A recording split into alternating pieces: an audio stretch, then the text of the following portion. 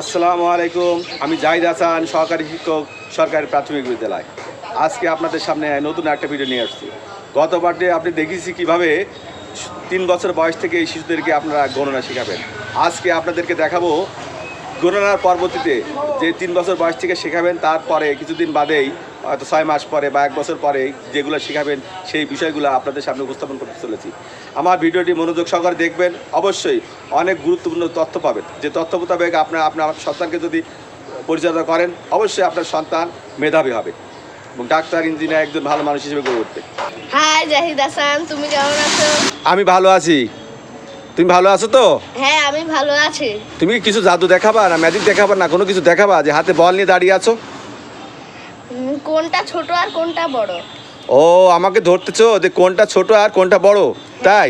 ছোট বড় ধরবে? আমি কি বলতে পারবো? হ্যাঁ। আচ্ছা, বলতে পারবো। ছোট বড়, আমি বলটা, হলুদ বলটা আমি বড় দেখছি আর ছোট বলটা আমি ছোট দেখছি। সুতরাং হলুদ বলটা বড় আর ছোট বলটা ছোট। এইটা বড় আর এইটা ছোট। হ্যাঁ। এখানে কোনটা লম্বা আর কোনটা খাটো? লম্বা খাটো কোনটা হতে পারে?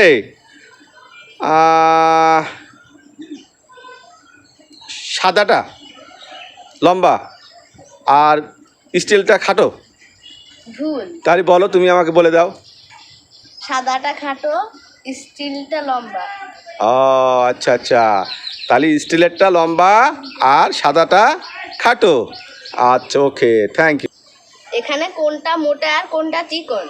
মোটা চিকন, মেশাকটা চিকন হবে ভুল। তাহলে? মেশাকটা মোটা হবে আর কলমটা চিকন হবে। ও আচ্ছা আচ্ছা, তাই? আমি তো হাবলু গাবলু হয়ে গেছি, বুঝতে পারছি না। মেশাকটা মোটা আর কলমটা চিকন। আচ্ছা, ঠিক আছে। ইটকার আর পাথরের মধ্যে কোনটা ভারী? ইটকাঠ তো অনেক বড়, ইটকাঠই মনে হয় ভারী হবে, আর পাথর মনে হয় পাতলা হবে মনে হয়, তাই না?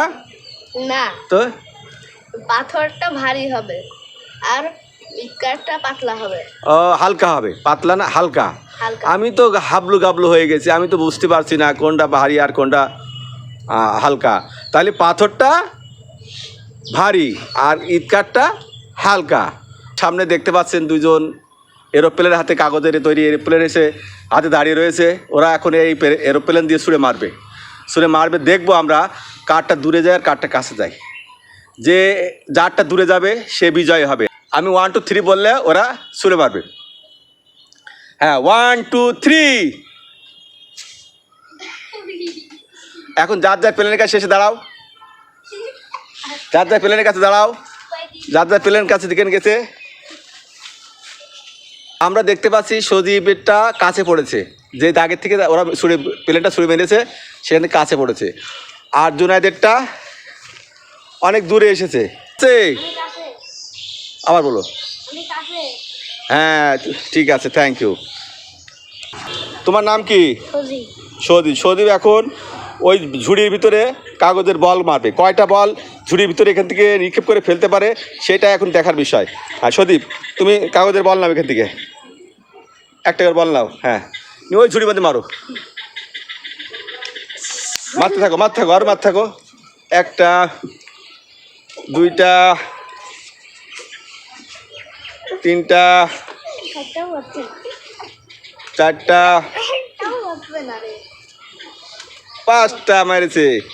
হ্যাঁ, মারো।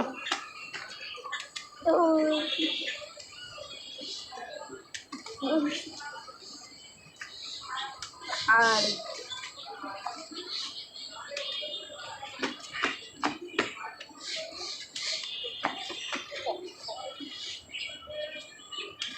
হ্যাঁ, জোরে কোনো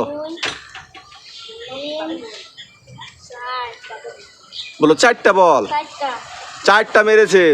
সজীব কয়টা ফেলেছে? 4টা। জুনাইদেবের কাছে যাও। জুনাইদ বলো, সজীব কয়টা মেরেছে? 4টা ফেলেছে। এবার জুনাইদের পালা। এখন জুনাইদের পালা। জুনাইদ কয়টা ফেলতে পারে দেখি। একটা মেরেছে।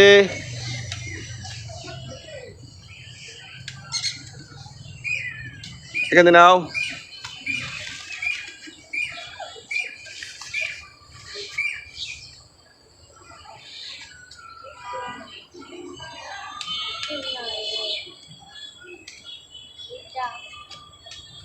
নাও।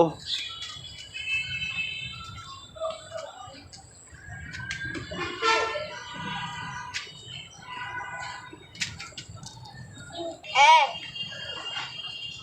দুই, তিন। 3টা। কার বল বেশি হয়েছে? সজীবে। বলো সজীব। আমি বলো আমি বেশি। আমি বেশি। তুমি হাত দিয়ে বলো আমি কম। আমি কম। তাহলে বল নিক্ষেপে জুনায়েদ হয়েছে বেশি কম, আর সজীব হয়েছে বেশি। ঠিক আছে। খেলাটা তোমাদের কেমন লাগলো?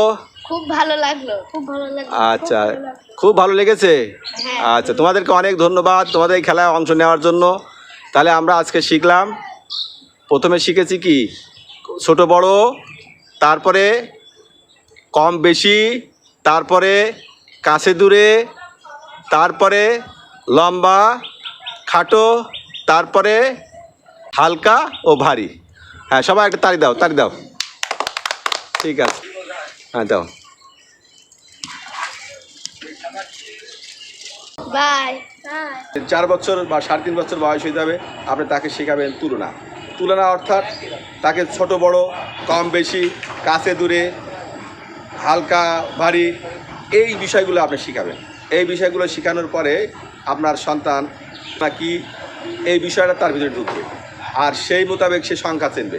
1-এর থেকে 2 বড়, 5-এর থেকে 4 বড়, 4 ছোট, তার ভিতরে এই ধারণাগুলো জন্মাবে। 10-এর থেকে 11 বড়, 6-এর থেকে 7 বড়, এই ধারণাগুলো তার ভিতরে বদ্ধমূল হবে, এবং সে একজন গণিতে তার ভিতরে একটা ধারণা, নতুন ধারণার সৃষ্টি হবে। আল্লাহ হাফেজ।